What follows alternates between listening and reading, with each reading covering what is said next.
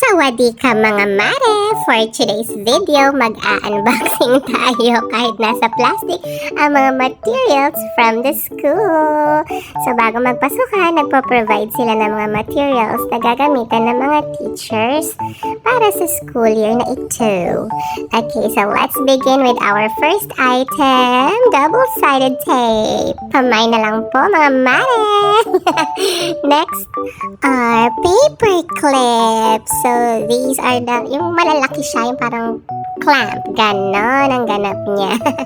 Next are tape eraser. I don't know how to say it, but ito yung parang pinapahid siya. Hindi ko alam yung tawag sa kanya. Ganon. Mga estudyante yan marami. Next are whiteboard eraser. Ganon.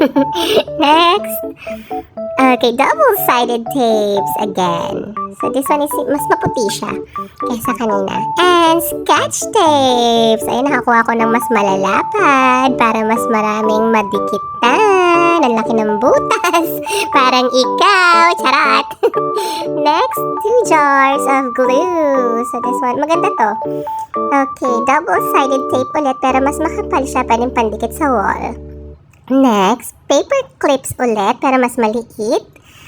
Okay, notepad. So kung may mga ganap-ganap kang sulat-sulat na maliliit, ganon, mga notes, pwede mong isulat dyan.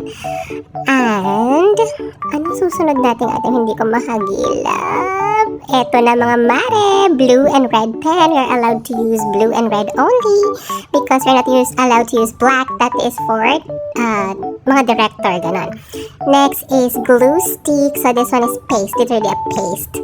Next items are, okay, blue, black, and red markers. Ganon. So, that's all for today. So, I'm gonna show you na yung mga na-hoard kong materials for today. Charot. So, ayan, yung mga materials. Kulang pa siya, pero magdadagdag pa kami. Okay. So, that's all for today. Goodbye!